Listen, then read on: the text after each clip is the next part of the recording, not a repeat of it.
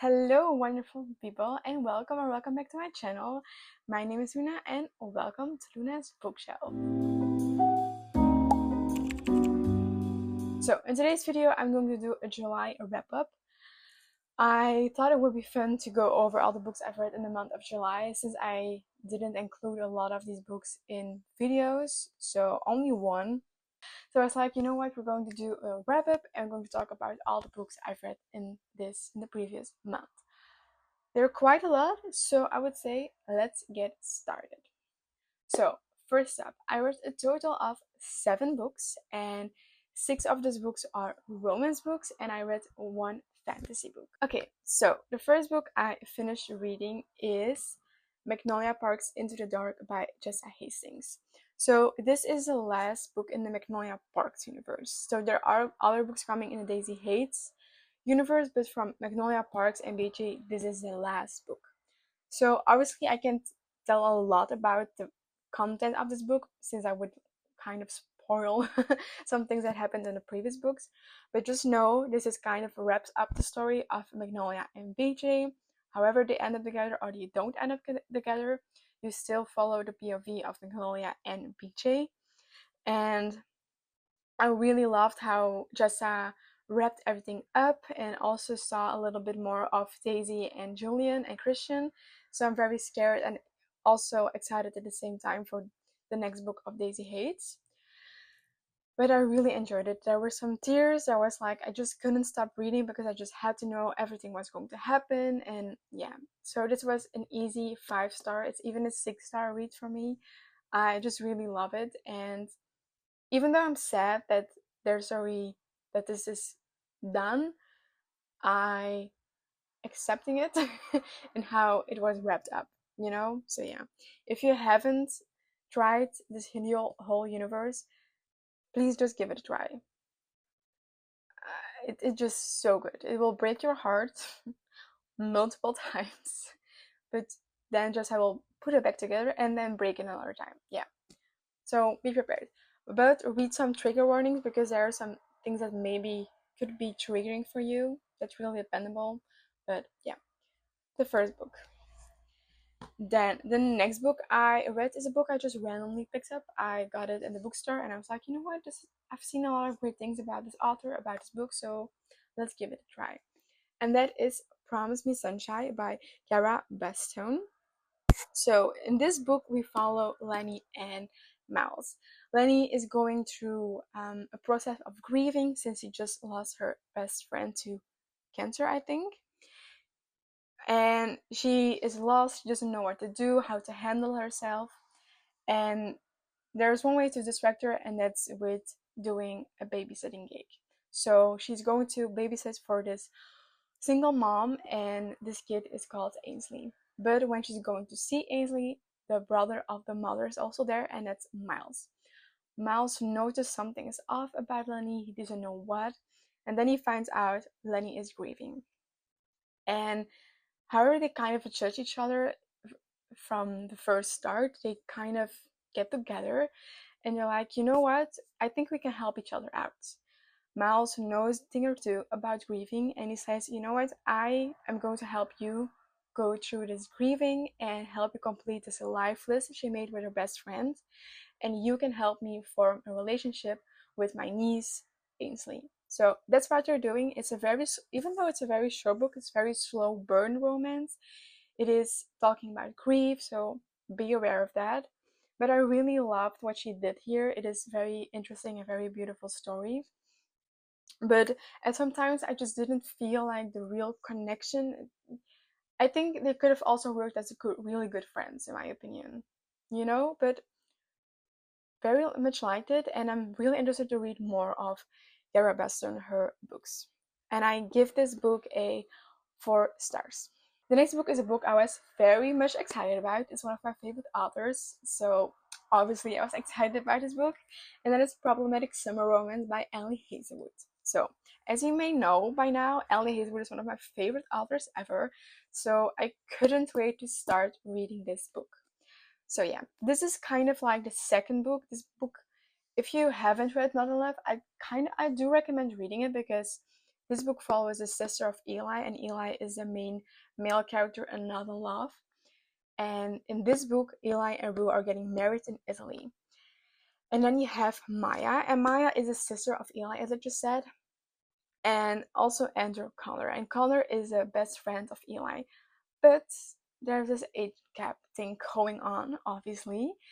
And Maya does have a crush on Connor, but Connor's like, no, there's too much age difference, and I don't know if it's going to work. It's really complicated. He wants to keep his distance, but they're at this beautiful setting in Italy. I just really enjoyed it. It's also like kind of two timelines you follow. You have like when they are at the wedding, and then you also see like before how they kind of met Eli, and how Connor and Maya met before, because they do know each other beforehand, so it's not that they meet at the wedding for the first time. So yeah, but I really liked it. Some people didn't like it, but Connor was really thoughtful. I was like, I don't think it's a good idea with this age difference, this age gap. But yeah, I really enjoyed it. It was really different from other romances than that Ella Hazelwood has written. There's a little the STEM aspect is not really going on here, just a little bit. But yeah, I really liked both of the characters. I really loved Connor, but I also really liked Maya. So yeah, I'm still hesitant on which I should rate it. In the beginning, I was like, I'm going to give it 5 stars, but sometimes I like, no, maybe it's just more like a 4.75 stars, because there are other books by Ellie Hazelwood I love more, like The Love Hypothesis and Love Theoretically. I really love those books. So I think it's more like 4.75 stars. However, I really did enjoy it, and I really recommend reading it. So the next book is a book I was also very excited to start reading, and that is Sounds Like Love by Ashley Poston. So this is her recent release. She released it this year. And I'm just going to read the back, because while I was doing my preparation for this video, I couldn't explain in a good way what this book was about. I'm going to do it with the next book as well. So I'm sorry, but I want you guys to know what these books are about without me talking nonsense. So, Jordan Lark wants to create the melodies that get stuck in your head and your heart. Her hometown has always given her surf and sand and inspiration. But when her parents decide to close her family music venue, Joni's life begins to fall off key. She couldn't possibly write another song until a melody comes to her, half formed and with an imagined voice that she can't forget. But when the very real, very aggravating man behind the voice shows up on Vienna's shores, Joni can no longer deny their inacceptable telepathic connection. To get out of each other's head, they'll have to finish a song haunting them both. But there's just one problem. They can't agree on anything, and if they don't change their tune, it might just end in heartbreak first. So that sounds so good. We have again with Ashley Posner's magical realism. We have the small town vibes, more kind of. We have the the music. I really enjoy the story. It is really unique, and I mean, Ashley Posner's books are always very unique, but especially with the magical realism in it, and I really enjoy reading about that. So yeah, I really love the book. It is really good. I love their banter. I love their connection. So yeah, I decided to give this 4.25 stars. There is just some things that I kind of miss. I can't really explain it. Sometimes you just can't explain why a book isn't just like the 5 star or more. But I was like, well, yeah, 4.25 stars is good. I don't think it is like the 4 stars, because it just does a little bit better, but also not the 4.5. That comes in a bit why. So yeah, but really enjoyed the book, and a very good summer romance to read in the in the summertime. So yeah. And then the next book, I was like, I just read this Ashley Poston book. Why I just read the other Ashley Poston book, and then I've read all of Ashley Poston's her book that she has released so far, and that is a novel love story. So I'm also going to read the back of this book. I'm just not good at telling synopsis of some books. I'm very sorry. So, love is stranger than fiction. Eileen Elsie Merriweather loves to get lost in a good happily ever after. The fictional kind, anyway. Because at least imaginary men don't leave you at the altar. She feels safe in stories, at home in books, which might be why she's so set on going to a book club's annual retreat this year. She needs good friends, cheap wine, and grand romantic gestures, no matter what. When her car unexpectedly breaks down on the way, she finds herself stranded in a quaint town that seems like it's right out of a novel. Because it is. This place can be real, and yet she's here, in Town, the town from her favorite romance series, where the candy star's honey Steffi is always sweet, the locals' bars burger are always a little burnt, and rain always comes in the afternoon. It feels like home. It's perfect and perfectly frozen, trapped in the late author's unfinished story. Elsie is sure that must be why she's here, to help bring the story to its storybook ending. Except there is a character in Eldron whom she can't place. A grumpy bookstore owner with mint green eyes, an irritatingly sexy mouth, and impeccable taste in novels. And he does not want her finishing his book. Which is a problem, because Elsie is beginning to think that Down's happily ever after just might be intertwined with her own. I loved this book. I ate this book up. It was so good. Thinking about it back now, I really enjoyed it. And by the way, this one as well. And I kind of regret not annotating both of them. But this one, uh, I give this 4.5 stars because I noticed myself being more sucked into the story, more invested in the story, also in the characters, wanting to find out what is happening, who this guy is. It was just so good. That's why the 4.5 stars. Yeah, I really enjoyed it, and it is a really fun, cozy romance book. I love the characters. I mean, small town from a book, a fictional, that's just so smart, so funny, so lovely. I just enjoyed it so much. So yeah, I'm very glad I've now read all of Ashley Post's books, and I will definitely continue reading her other books because I just love them all. Thinking about it back now, I might.